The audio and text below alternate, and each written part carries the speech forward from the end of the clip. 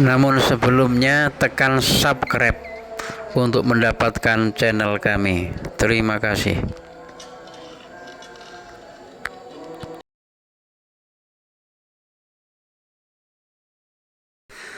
Assalamualaikum warahmatullahi wabarakatuh. Bismillah, alhamdulillah, wassalatu ala rasulillah. La haula wa la quwata illa billah, amma ba'da. Pengajian kali ini dengan judul Qadha dan Qadar menurut ahli sunnah wal jamaah. Pemirsa rahimakumullah, Qadha dan Qadar dalam Islam adalah sesuatu hal yang berkaitan dengan takdir Allah, baik atau buruk, banyak atau sedikit, diadakan atau tidak, semua adalah atas kehendak Allah. Dialah yang menakdirkan, dialah yang menciptakan semuanya. Dan kita harus meyakini, karena Qadha dan Qadar termasuk rukun Islam yang ke-6. Adapun pengertian Qadha dan Qadar adalah, Qadha adalah hukum ketetapan Allah, kepastian Allah yang tertulis di Lauh Mahfuz atau papan yang terjaga sejak zaman azali, sebelum alam semesta ini diciptakan. Jadi Qadha itu ketentuan atau kepastian awal, sedangkan Qadar adalah perwujudannya, perwujudan dari Qadha tersebut yang meliputi semua kejadian tentang makhluk ciptaan Allah atau segala sesuatu yang berkaitan dengan makhluk.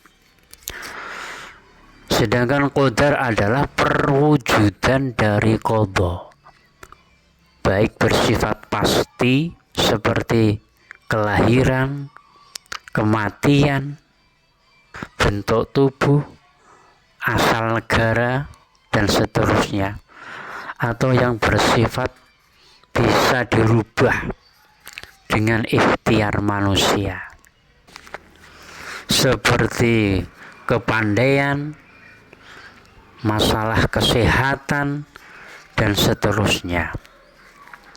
Jadi Qadar itu meliputi segala sesuatu yang terjadi, bagaimana Allah menciptakan, bagaimana Allah mengatur segala sesuatu yang berkaitan dengan makhluknya atas kehendak dan ketentuannya, seperti segala sesuatu yang terjadi di dunia ini. Dengan kata lain, Qadha bersifat tetap, sedangkan Qadar segala sesuatu yang terjadi di alam semesta ini. Jadi Qadha itu bersifat tetap, tidak bisa dirubah, seperti kapan kita lahir, kapan mati, bagaimana bentuk tubuhnya, bagaimana warna kulitnya, dan seterusnya. Jadi Qadha sesuatu yang tetap, sedangkan Qadar adalah realisasi atau perwujudan dari Qadha tersebut. Dengan kata lain, bagaimana Qadha itu terjadi di dunia ini sesuai dengan ketentuan dan kehendak Allah, seperti tingkat kepandaian, berhasil tidaknya seseorang, masalah kesehatan, dan sebagainya.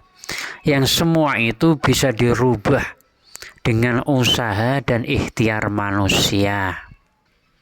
Contoh si A ini akan menjadi orang alim. Ini adalah qadha.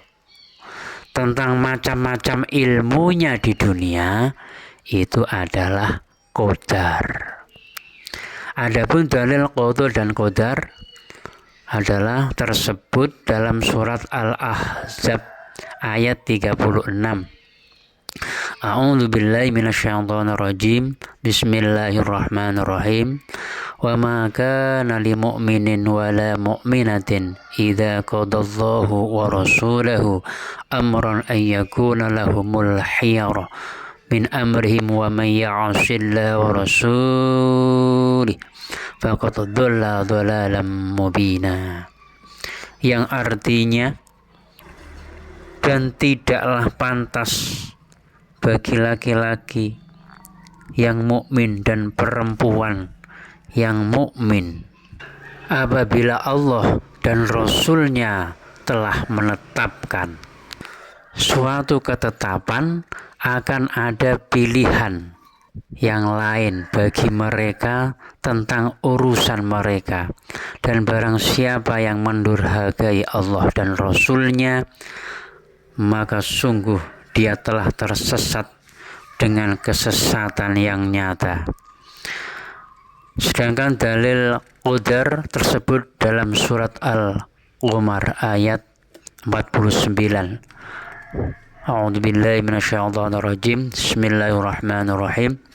Inna kulla syai'in khalaqnahu biqadar. Artinya, sesungguhnya kami menciptakan segala sesuatu menurut ukuran. Jadi qadha dan qadar di samping memiliki pengertian yang berbeda, para ulama juga memiliki pemahaman yang berbeda-beda. Kami akan menyebutkan pendapat ulama yang kita ikuti, yaitu Imam Asy'ari dan Imam Maturidi, yang sesuai dengan mazhab kita dalam bidang tauhid. Menurut Imam Al-Asy'ari tersebut dalam kitab Kasyifatus Saja karangan Syekh An-Nawawi Al-Bantani, iradatullahil asya'a fil azali.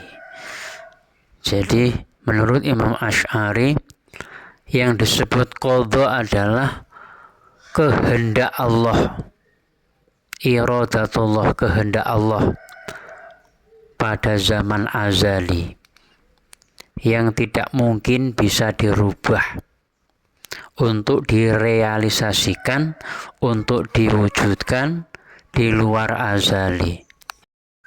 Jadi kesimpulannya, qadha menurut Imam Asy'ari adalah berupa konsep atau program yang tersimpan di memori azali, di zaman azali. Ini dengan iradah Allah. Sedangkan realisasinya atau perwujudan di dunia adalah qadar. Sebaliknya, menurut Imam Maturidi, qadar adalah batasan-batasan yang Allah buat untuk semua makhluk, baik buruk, bermanfaat atau tidaknya, sejak zaman azali.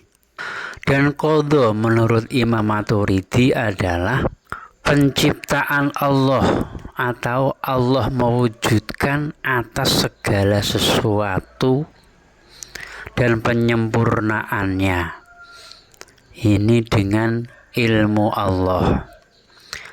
Jadi pengertian qadha dan qadar menurut Imam Asy'ari adalah kebalikan dari Imam Maturidi. Qadha menurut Imam Asy'ari adalah qadim, sedangkan menurut Imam Maturidi adalah hadis.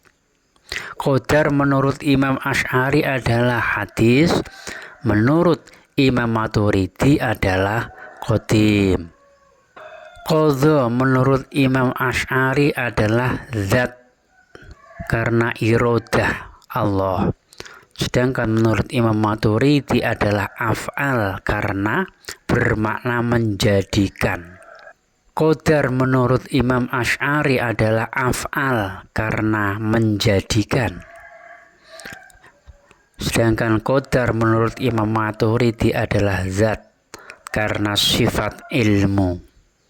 Keterangan menurut Ibrahim Al-Bajuri dalam kitab Hasyiah Al-Bajuri ala Jauharit Tauhid. Demikian yang bisa kami sampaikan. Semoga bermanfaat.